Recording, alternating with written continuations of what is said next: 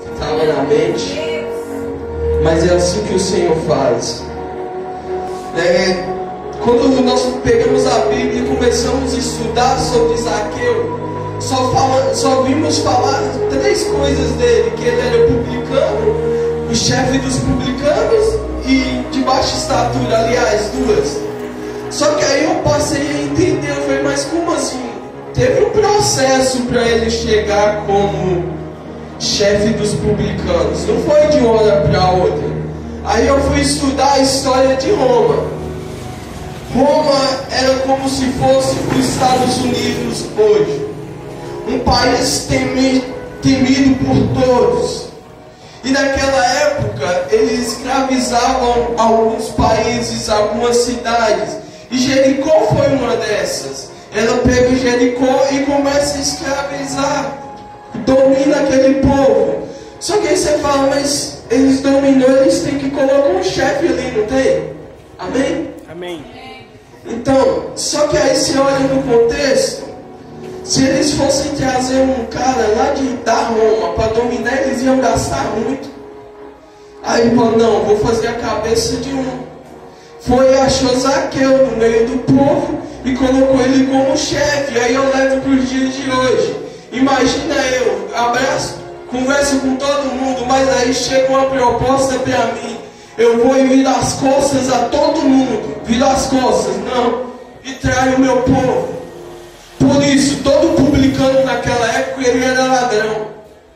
Resumindo tudo, ele decidiu roubar o teu próprio povo, porque ele era judeu. Ele era da cidade de Jericó.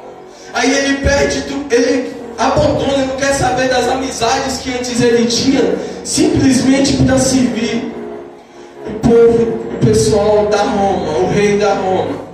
E quando ele faz isso, em outras palavras, ele estava tipo assim, eu não estou ligando por mais nada, eu não quero saber da minha nação, eu quero saber do meu benefício próprio.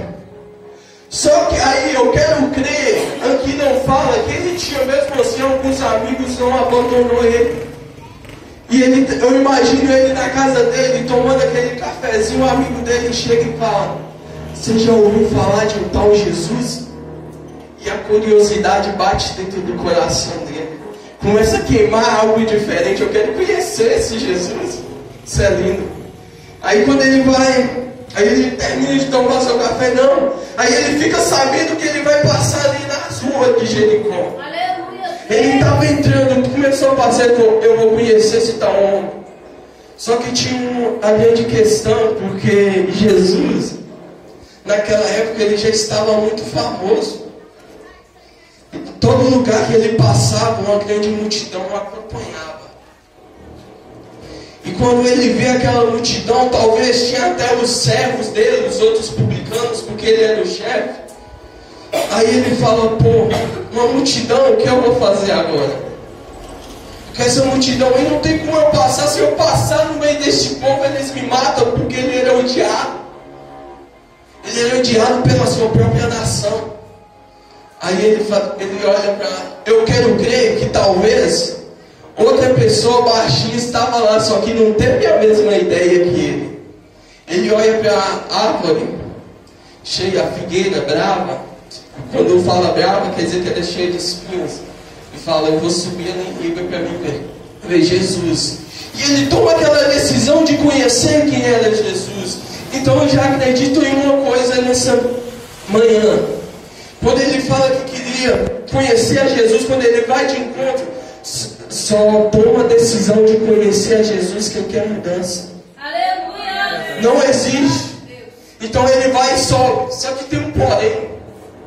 A árvore era cheia de espinho. Então provavelmente eu não vou afirmar porque a Bíblia não fala. É coisa da minha imaginação. Ele poderia ter furado as mãos, furado o joelho, na hora de subir os pés.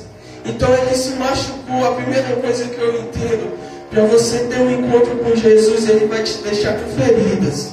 Aleluia. Não tem como você ter um encontro com Jesus e continuar da mesma maneira, resumindo tudo. Aleluia. Além dele ter que ter coragem de encontrar com Jesus para ter mudança, ele teve ainda que ter feridas.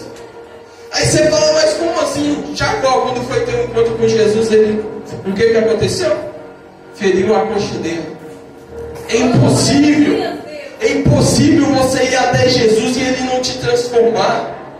É impossível, é algo sobrenatural. Se não acontecer, algo está errado. Você não teve um encontro verdadeiramente com Jesus. Só que tem uma questão ali dentro, ali naquela multidão, existia 3 tipos de pessoa. Eu já falei sobre isso, eu não me engano se foi aqui ou foi na Coab. A primeira multidão estava ali pelo que Jesus podia dar. E o mal da nossa geração é essa. Tem muita gente carregando um monte de multidões, mas infelizmente eles só estão ali pelo que Jesus pode dar e nada mais. A segunda multidão é a multidão que estava ali para observar. E você já parou para observar que todas as vezes que você está na presença, a multidão para te observar. Aquele ali, não era aquele ali que fazia aquilo? Resumindo, não era o irmão Laércio que fazia tal coisa? E existe a terceira multidão, mas essa terceira multidão, eu creio que todo mundo está aqui por causa disso. Se Deus fizer, Ele é Deus. Se não fizer, continua sendo Deus.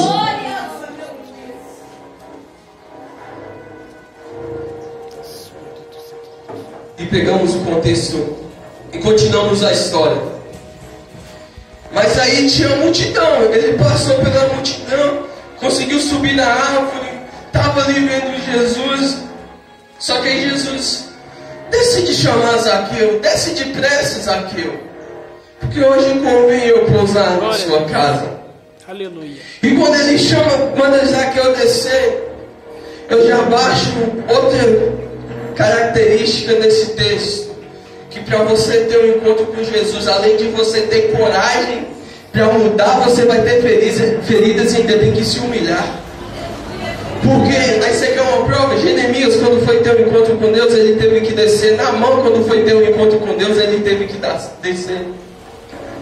Não tem como você não ter um encontro com Deus sem descer, sem se humilhar. É o famoso face a face, Peniel, ou encontro com Deus, como muitas igrejas são. Esse é o famoso, ele teve um face a face com Jesus. Ele conheceu Jesus, mas para isso ele teve que se humilhar.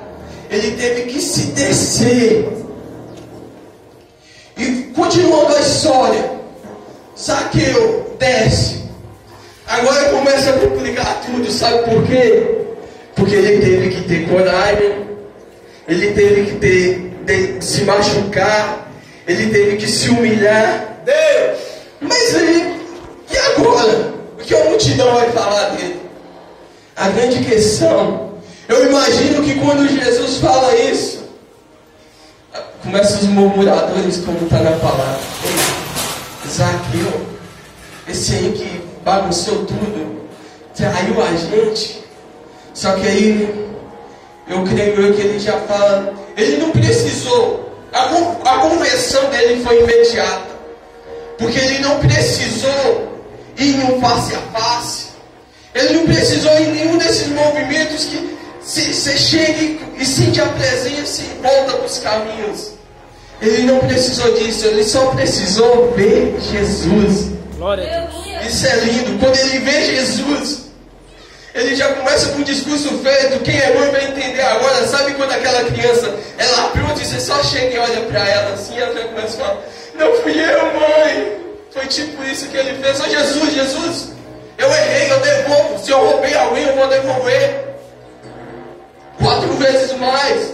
Se eu tenho defraudado alguém, eu devolvo 4 vezes mais. E se eu dou metade do que eu tenho aos pobres. A conversão dele começa ali.